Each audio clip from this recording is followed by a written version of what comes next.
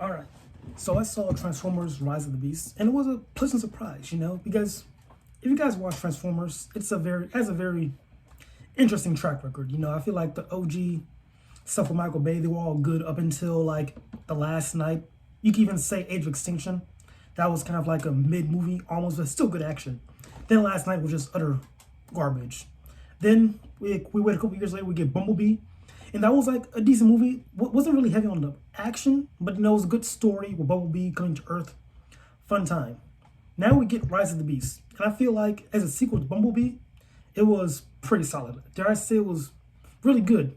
I have some complaints.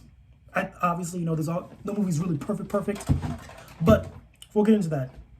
So the movie was fairly simple. We have like the Autobots, Maximals, all that jazz. They're looking for this key.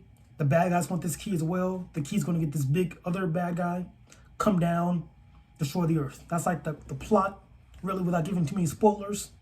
That's what we got. I think the plot overall was pretty fun. Very Transformers plot, very good, very fun. Very.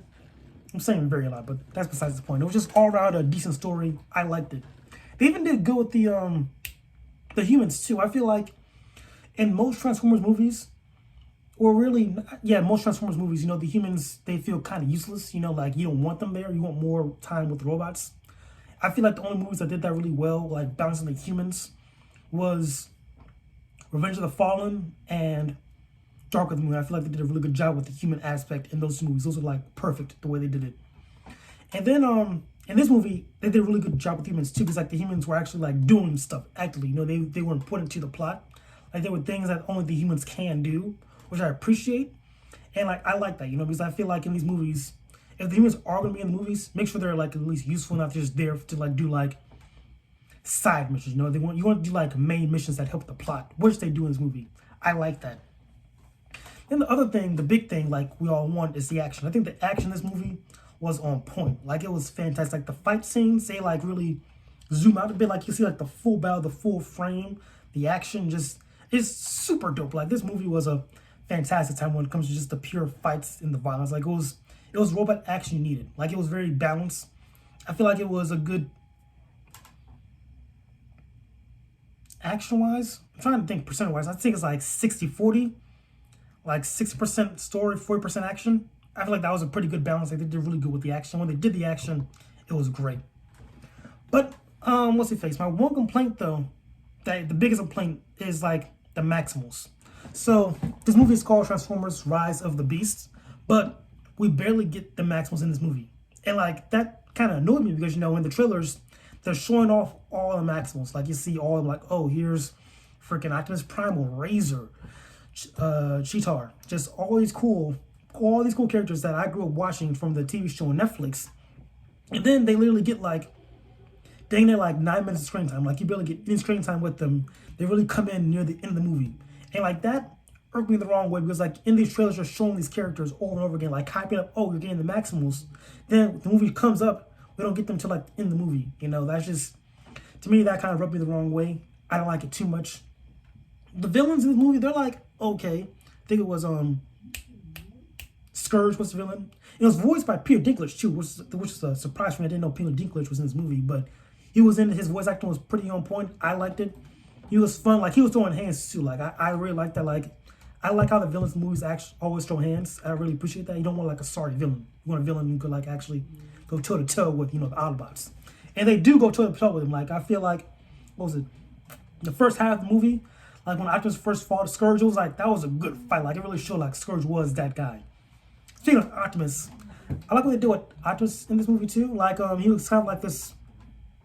He was a jerk, kind of. He was just very upset. He didn't like humans at all. He didn't like Earth. He wanted to go back home. He was like it was a different side of Optimus that we got in this movie, which I appreciate, because we always get like this very noble Optimus, but also like this very savage one too. Like he's good at fighting. Like I think the Bayverse had like a very cool Optimus. That was like a very war torn, like battle heavy Optimus Prime. In this movie, we get kind of like this Optimus Prime was like kind of the same, but different personality. Like I feel like this Optimus Prime is more of a jerk, not jerk in the sense that he doesn't mess with humans, and you understand that when you watch the movie. But then when you compare it to the Bayverse Optimus Prime, he's more of like let's protect humans, yada yada yada, stuff like that. But obviously, he has a character arc too if you watch OG movies. But I digress. Optimus Prime, this movie, I like what they did with him. Bumblebee too, like Bumblebee is always like a stable character. I think at this point everyone loves Bumblebee. You can't hate the character. Like if you do, that's kind of weird. But they kind of replaced Bumblebee with a Mirage in this movie, which I kind of like. You know, because like we have Bumblebee for like the past, what is it, 6 movies now. We have Bumblebee like being like, you know, the main, you know, hero, or not the main partner with the human. So again, like giving us Mirage this time around with this movie, I kind of like that. And he was voiced by Pete Davidson too, which is also like a twist to like, oh, Pete Davidson's voice acting now. I like that. Mirage was pretty. Ooh, camera jiggle. Don't like that. We're good.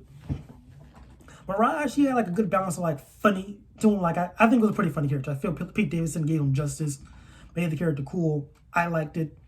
Just all around, just a very solid movie when it comes to that. Just my only gripes were the Maximals needed more screen time. And that was really, I feel like the villain was okay. I think he deserved probably a little bit more screen time. And like, the main big bad, you know, I feel like, to me personally, they introduced this character too early.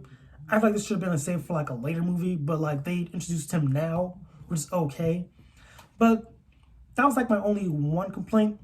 Oh, I have the biggest complaint that actually irked my soul. So, you know in the Transformers movies, like Optimus Prime, he's his speech, you know, at the end of the movie, like his very dramatic, how his speech that like inspires you to be a better person. It was great. However, after they did Optimus Prime's speech, they then gave the main human character a speech too. And that really annoyed me. You know, like Optimus Prime is supposed to end the movie as he always does. If you're gonna do that, do that. Don't give me like Optimus Prime's awesome speech, then like some random character who just made this movie some speech too. Like it didn't fit, you know? And that's probably, is that a nitpick? I don't know. But that didn't sit right with me, you know? Like I feel like if you're going to give the main character speech, make him do it by himself. To give him the Optimus Prime speech, then like throw in a curveball and give him the human speech as well in the movie. It doesn't make sense to me personally, you know? That was my one complaint. Other than that, you know, solid movie. Like I give it like a solid 7.9 out of 10. It's 7.9 because also looking at the characters, some of them got screen time, like didn't get enough. I'm realizing this now. Like I'm thinking about it. Like some characters didn't get like a lot of screen time. Like Optimus Prime barely got any. He had a decent amount. It was RC and Wheeljack. They barely had any screen time. But like I feel like the main 3, Bumblebee, Optimus, Mirage, they got a decent amount of screen time. But the other people kind of got sidelined. Which again, if you're going to make a Transformers movie, I feel like the characters have to be balanced, you know? Especially if it's going to be like a new, like this is supposed to be a reboot. I feel like with this reboot, like make sure everyone gets like a solid balance, you know? Because I feel like with the Bayverse stuff, the characters, you know, it was mainly just, you know, Optimus, Bumblebee, new cast, you know, but we get your occasional Ironhide, Ratchet, stuff like that. You know, like none of the other Autobots, I'll say the B team, they don't get a lot of shine. I want the B team to get more shine.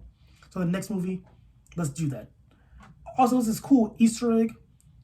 I won't spoil the Easter egg, but it was a nice touch, like, oh, because now this universe is connected. That's the most I'll give you for the Easter egg. But yeah, 7.9 out of 10. Good action. Humans were useful. Mirage was funny. Optimus Prime was cool. Only complaint was I needed more Maximals. You know, like if they would have gave us more Maximals for this movie, this probably would have been like a solid 8.3 out of 10. You know, because like the Maximals do get screen time. Don't get me wrong, but it's at the end of the movie.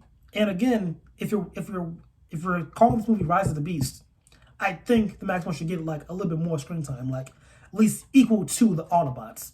But again, I don't write these movies. They do. I'm not the boss. It is what it is. But other than that, yeah, fun movie. I recommend seeing it, of course. It's a good time. This weekend, yeah, say watch this weekend. You know, have a good time with it, you know. Or movie hop. Watch it legally. I don't care. Just live your life, I guess. But yeah, that's about it for this review. I'll catch you guys later.